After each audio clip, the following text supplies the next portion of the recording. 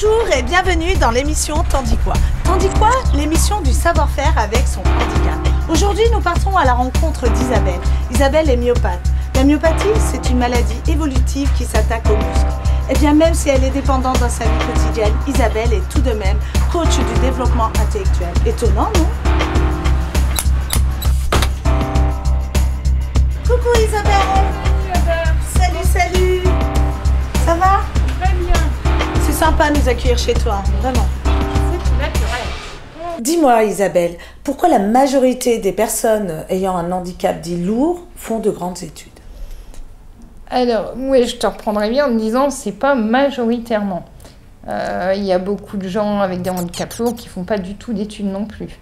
Par contre, effectivement, quand tu as un handicap lourd et que physiquement tu es très limité, si tout fonctionne bien là-haut, tu as tendance à développer tes potentiels. Comme dans n'importe quel cas de handicap, tu développes ce que tu as de mieux. Oui, il y a des gens avec des handicaps très lourds qui font des études, et puis il y a aussi des gens avec des handicaps plus légers qui font aussi de très belles études. L'un n'est pas forcément consécutif de l'autre. Voilà. Alors ensuite, pourquoi des études? Oui, eh ben, je te l'ai dit, hein, sans doute parce qu'on cherche à optimiser ce qu'on a de meilleur. Voilà. Et est-ce que le fait d'avoir choisi la philo comme discipline, ça t'a aidé à mieux comprendre à quoi tu servais ou à mieux vivre ta condition? J'ai pas fait des études de philo forcément pour ça. J'aurais pu aussi bien aller dans autre chose.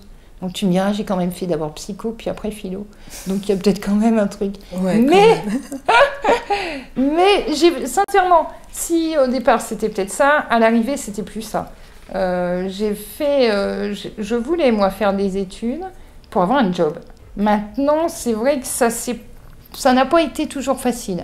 Parce que en dernière année quand j'ai voulu passer la grègue et le CAPES, j'avoue que j'ai eu quand même quelques problèmes avec les pouvoirs publics qui n'ont pas voulu que je travaille, qui n'ont pas voulu que je passe ces concours-là.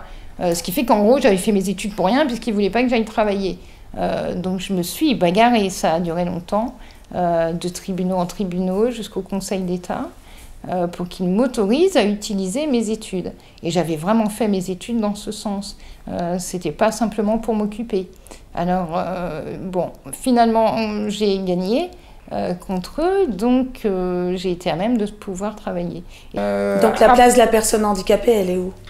On a tendance à la mettre un petit peu en retrait, sans doute, des gens bien portants. Donc nous, on a notre place à nous dans la société. Donc on est dans les structures, on est dans le médical, il y a plein de préjugés par rapport à ça. Et moi, je pense que mes études, en tout cas en philo, m'ont incité à aller à l'inverse des préjugés. Voilà. Et chaque fois qu'il y en a un, je me dis, il n'y a pas, il faut le tester. Est-ce qu'il est fondé ou pas? Et donc, je pars forcément à l'envers. Donc, on m'avait dit, tu ne travailleras pas. Ben, j'ai dit, si, je travaillerai quand même. Et puis, tant qu'on ne m'aura pas démontré que je ne peux pas le faire, je le ferai. Et puis, ainsi de suite. On m'a dit, tu ne vivras jamais à domicile.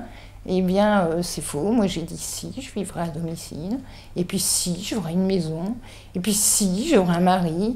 Et puis, si, un chat, un chien, des vacances, un camping-car, des balades en Europe où je veux. Voilà. Et tout ça, normalement, c'était pas censé être possible. Bah si, finalement, c'est possible. C'est quoi exactement un coach du développement intellectuel? Je ne sais même pas si ça existe officiellement. Ça fait partie de ces nouveaux métiers, en tout cas, de service. Et dans ce cas précis, il s'agit en fait pour l'étudiant de trouver quelqu'un pour l'accompagner sur la base d'un projet.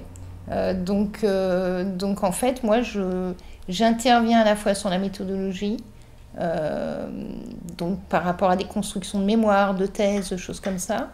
J'aide des gens à passer des concours, quels qu'ils soient. Et puis je les accompagne également. Donc c'est là qu'il y a le côté coaching.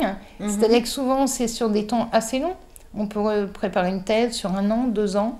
Et souvent, ce qui se produit, ce qui peut se produire, c'est d'être démobilisé puis d'abandonner. Et il y a beaucoup d'abandon dans ce genre de choses. Donc en fait, moi, j'arrive au départ et puis je vais accompagner jusqu'à l'arrivée. Et moi, mon engagement professionnel, par contre, c'est de conduire l'étudiant jusqu'à la thèse, jusqu'à la soutenance, de le préparer d'un point de vue vraiment méthodologique, donc sur sa thèse, de l'accompagner, et puis jusqu'à des préparations d'oraux, de soutenance, de thèse, etc. Et donc voilà, moi, mon engagement, il est là. Cheminer avec l'autre jusqu'au succès. Eh bien, merci Isabelle de nous avoir accordé du temps. Mais je t'en prie, avec plaisir. Quant à nous, on se retrouve pour une prochaine émission, un prochain portrait dans T'en dis quoi. Au revoir. Et puis, amis téléspectateurs, pas du tout. Ce ne sont pas mes amis, je ne les connais pas.